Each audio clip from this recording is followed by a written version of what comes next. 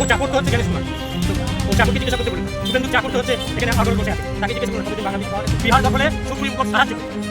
পশ্চিমবাংলায় এই যে কয়েক মাস 156 জন মানুষ খুন হয়েছে, এর রক্তের ছেলে সুপ্রিম কোর্টের গায়ে লেগেছে। জানি না আপনার এই বক্তব্য দেখাতে পারবেন, তাই আমার 156 জন খুনের। This channel does not promote any violent, harmful, or illegal activities. All content provided by this channel is meant for an educational purpose only. তাহলে কি 60 লক্ষ ভোটারের নাম বিচারাধীন রেখেই ভোট ঘোষণা হয়ে যাবে? আপনি 60 লক্ষ বলছেন কেন? 1,25,00,000। এই 58 লাখ বাদ দিয়েছে, 58 প্লাস 5 63 লক্ষ লোকের নাম বাদ দিয়েছে, মানে 1,25,00,000। ওই শুভেন্দু চাকরকে যে শুভেন্দুর গাইডলাইন দিয়ে দিয়েছিল, সেই গাইডলাইনে 1.5 কোটি বলেছিল, 1,25,00,000 নাম বাদ দিয়েছিল। ওরা বিহারে 80 লক্ষ লোক, 80 লক্ষ ভোটারের নাম বাদ দিয়ে বিহার দখল করেছে, এবং বিহার দখলে সুপ্রিম কোর্ট সাহায্য করেছে।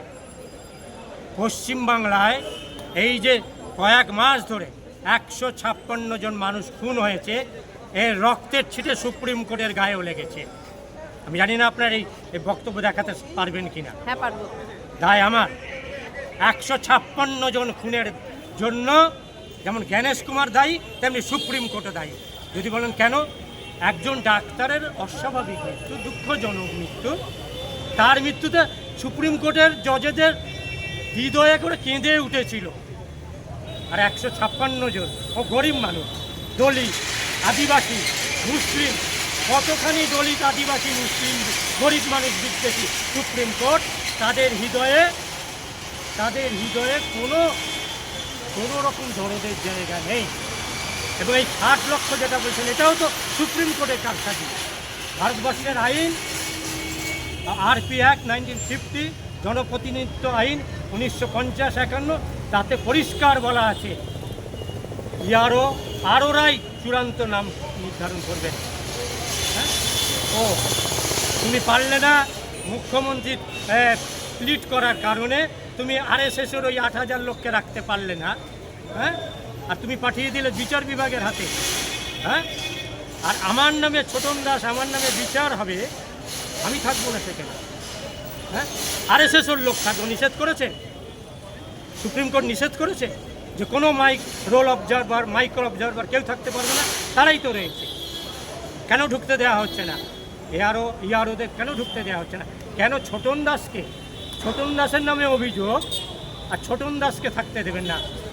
পৃথিবী, আন্তর্জাতিক এবং ভারতবর্ষের ন্যায় বিচারের প্রাথমিক মূল্যবোধ হচ্ছে যে যার নামে অভিযোগ, যেমন কাশবের নামে অভিযোগ, কাশব লয়ার দিতে পারিনি, কোর্ট তাকে লয়ার দেওয়ার ব্যবস্থা করে দিয়েছিল।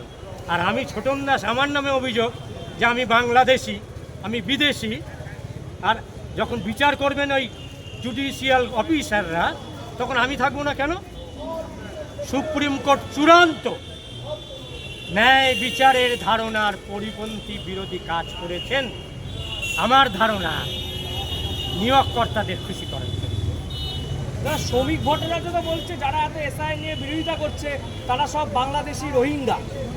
তো ওর চাকর তো হচ্ছে জ্ঞানেশ কুমার, তো ও চাকরকে জিজ্ঞাসা করতে বলুন না। শুভেন্দুর চাকর তো হচ্ছে এখানে আগরল বসে আছে, তাকে জিজ্ঞাসা করুন না কতজন বাংলাদেশি পাওয়া গেছে। তালিকায় আছে বাংলাদেশি? আছে তালিকায়? রোহিঙ্গা আছে?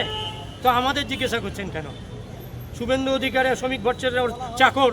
হ্যাঁ, যদিও আমার মাইনের